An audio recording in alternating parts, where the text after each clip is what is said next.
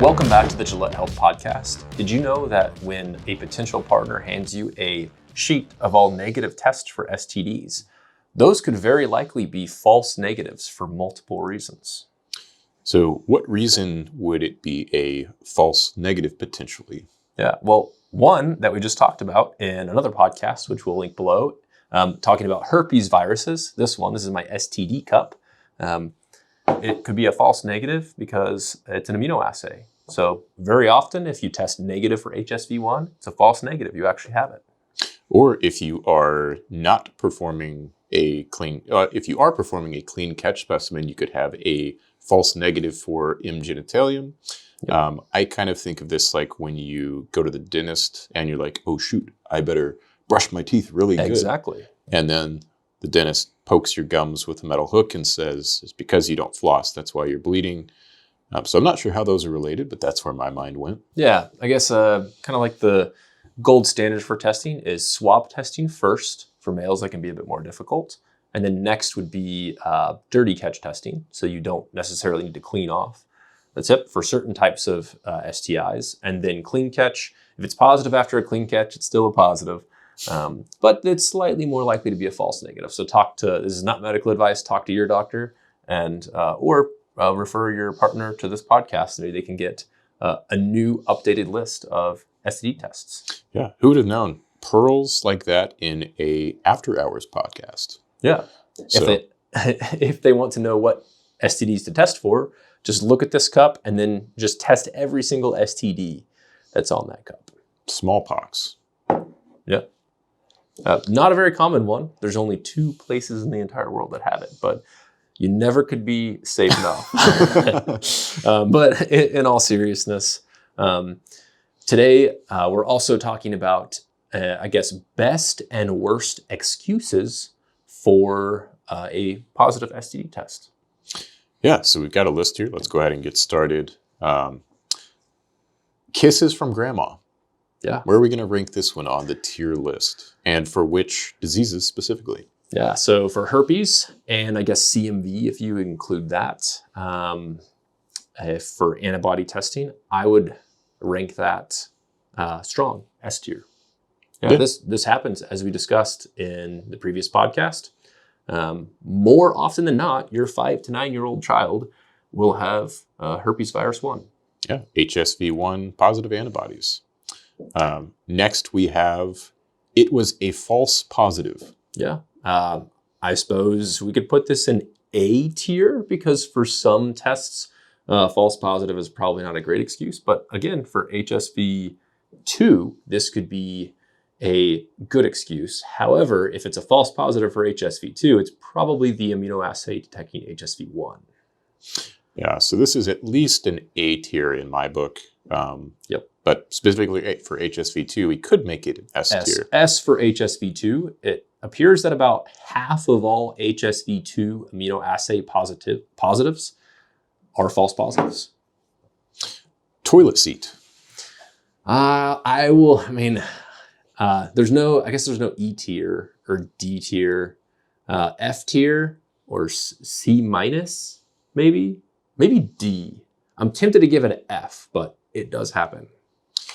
Yeah, let's make this a D tier. If someone tells you they got an STD from a toilet seat, let's call that a red flag. Yep. Red flag. Yeah. See our last podcast to discuss a study that looked at 13 to 16-year-old girls who at least said that they had never had sex, and 25% of them had trichomonas. And you can see what we postulate and what that study postulated. And I'm going to change this next one up a little bit. It was a mistake. How we rate this excuse? I guess A for honesty. I don't know if it should be an A. Honestly, we should probably put it as an F because as an excuse, it is terrible. But as a approach to the situation, it's very good. Next is sharing a towel. I want to give this the same rating as toilet seat. So at least past a C minus. Yeah. A D tier. I guess we do have a D tier. I think there is a D in most tier lists. So yeah, this and toilet seat both get a D. Next is hot tub. I guess you could also put ice bath in the same category. That's your true. biohacker. You're sharing an ice bath. Yeah. I actually rate this slightly better, depending on the temperature of the water. I would put it as a C minus. So slightly above toilet seat, slightly above towel, because you are in prolonged contact with the water, whereas you shouldn't, in most circumstances, be in prolonged genital contact with a toilet seat. Yep. I guess another, this is not medical advice, but you probably should not share a tub of any temperature if there's also other individuals in it that have had ejaculatory fluid put into the tub. Yeah, I think that's solid life advice there. Yep. Next is you gave it to me. Ooh. So context is very important here. As an excuse, it may be entirely valid. As an approach, I don't think I would give that an A tier. Yeah, let's put this in B. It really depends on the situation. It very well might be true.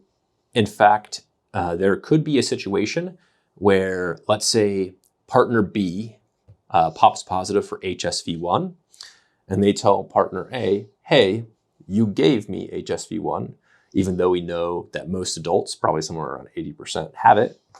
And that if you have it orally, it's spread in other ways as well. Again, we did a whole podcast on this, which we've linked below.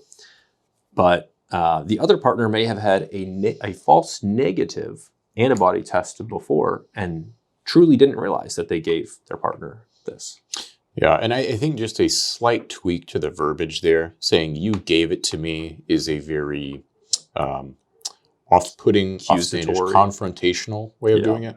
What they should say is you should watch the Gillett Health podcast episode on herpes virus.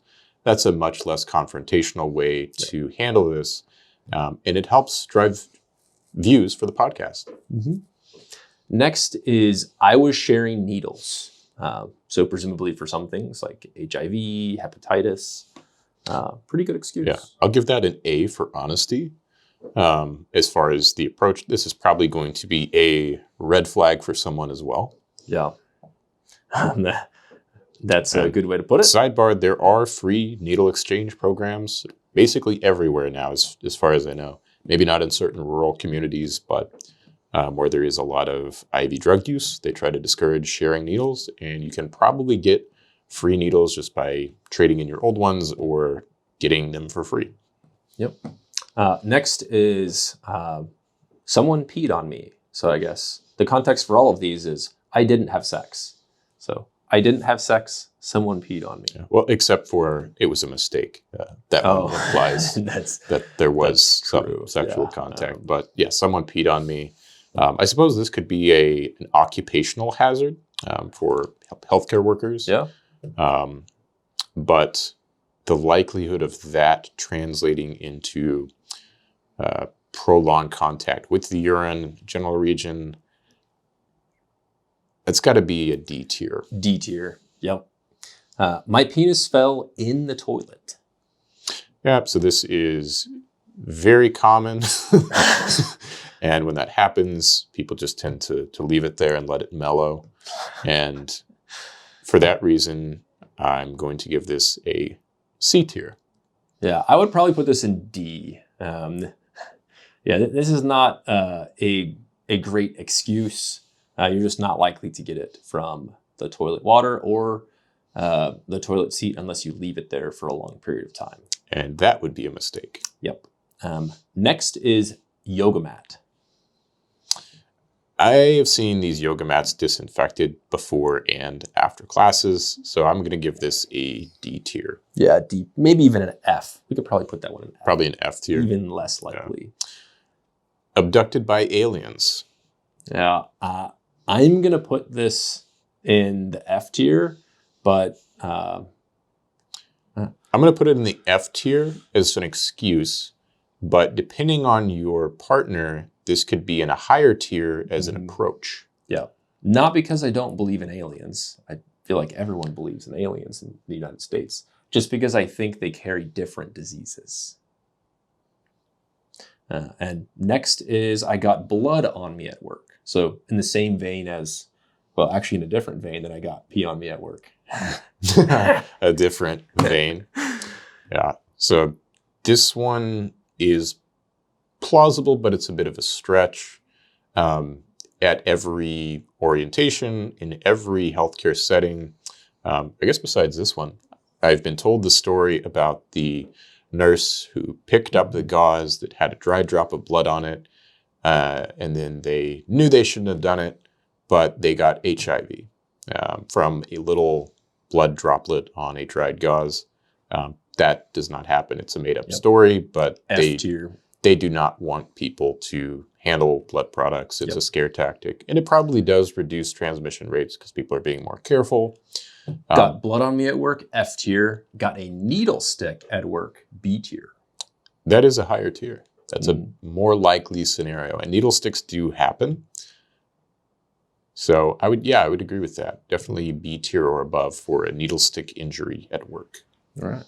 What's the last thing that we have on our list? Well, let's go ahead and roll the tape.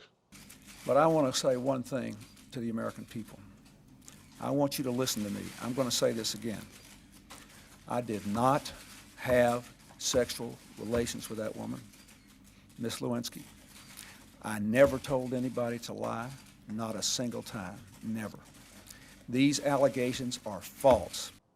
That's right. That is Bill Clinton saying, I did not have sexual relations with that woman.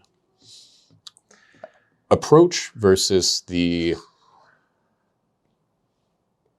What do we think? Yeah, for this, I would probably have to put this in F tier as well. I put it in F tier for both. Yeah. That's the end of our list. So I suppose if you have any other excuses that you would like to let others know, or perhaps a different true excuse, it's not an excuse, it just actually happened, that has happened to you in the past, let us know in the comments. Yep, drop those answers and maybe we react to those at some point. That would be a fun little clip. But as always, thank you for your time. Thank you for watching. May God bless you with health and happiness.